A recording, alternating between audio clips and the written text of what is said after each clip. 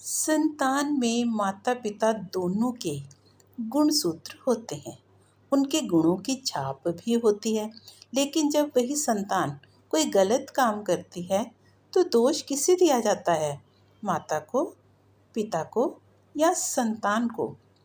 और ऐसे में अगर संतान में बुद्धि की कमी दिखाई दे तो उसके लिए कौन जिम्मेदार होगा? क्या बुद्धि को हम खरीद सकते हैं? कुछ ऐसे ही विचारों से ओत-प्रोत है आज की लघु कथा बुद्धि।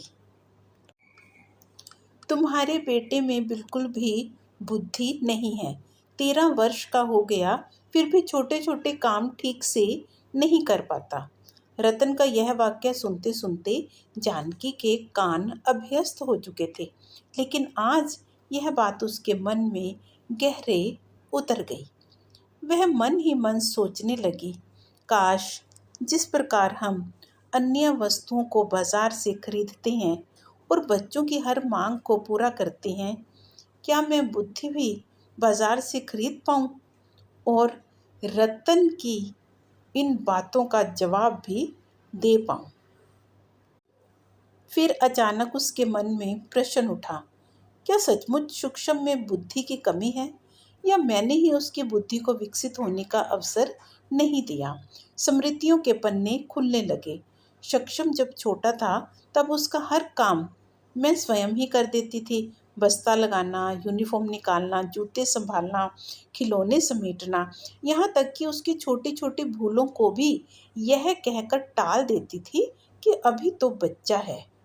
उसे कभी अपने बारे में सोचने, निर्णय लेने और अपनी गलती सुधारने का अवसर ही नहीं दिया मैंने। आज 13 वर्ष की आयु में भी सक्षम साधारण से साधारण काम के लिए भी मुझ पर ही निर्भर है। जानकी ने सोचा, बच्चे अभ्यास से सीखते हैं, लेकिन मैंने उसे अभ्यास करने ही कहाँ दिया। बचपन में उसकी सीखने की क्षमता तेज थी, लेकिन मैंने उसे नई नई चीजें सीखने का अवसर दिया ही नहीं, क्योंकि हर समय डर लगा रहता था कि कहीं उसे कोई चोट ना लग जाए। उसके हर काम की जिम्मेदारी मैंने अपने ऊपर ही ले ली थी। जानकी की आंखों के सामने एक और तस्वीर उभरी। वह स्वयं से ही प्रश्न पूछती है और उत्तर भी स्वयं ही देती है। सक्षम को सोचने का भी अवसर कहाँ देती है? उसने धीमे स्वर में स्वयं से कहा, गलती सक्षम की नहीं, मेरी है।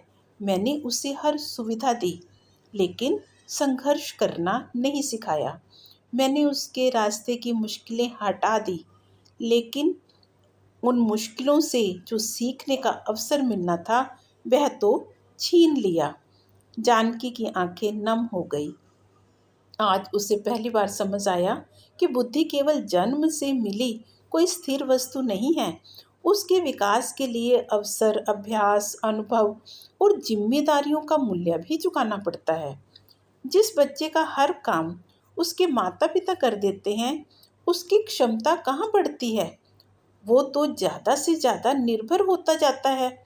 जानकी ने दृढ़ निश्चय किया, अब वह सक्षम के लिए बाजार से बुद्धि तो नहीं खरीद पाएगी, लेकिन बुद्धि के विकास का मूल्य जरूर चुकाएगी। वह उसे शिक्षा के साथ अनुभव देगी, मनन करना सिखाएगी, संवाद को बढ़ावा देगी, नई नई चुनौतियों का सामना करने के अवसर देगी। खेलों, पजल और रोचक पहेलियों के माध्यम से उसकी सोचने समझने की क्षमता को विकसित करेगी। नई नई विषयों के प्रति उसे जागरूक बनाएगी और सबसे महत्वपूर्ण, हर प्रश्न का उत्तर स्वयं देने की बजाय उसे ही उत्तर खोजने का अवसर देगी। जानकी के चेहरे पर संतोष की हल्की मुस्कान आ गई। अब उसे बुद्धि खरीदने की जरूरत नहीं थी। उसे समझ आ गया था, बच्चों को सुविधा नहीं, अवसर देना चाहिए, क्योंकि बुद्धि उत्तर बताने से होती है, उत्तर खोजने से विकसित होती है। उस दिन से जानकी ने सक्षम के लिए बुद्धि खरीदने की नहीं, बल्कि बुद्धि के विकास का मूल्य चुकाने की यात्रा आरंभ कर दी।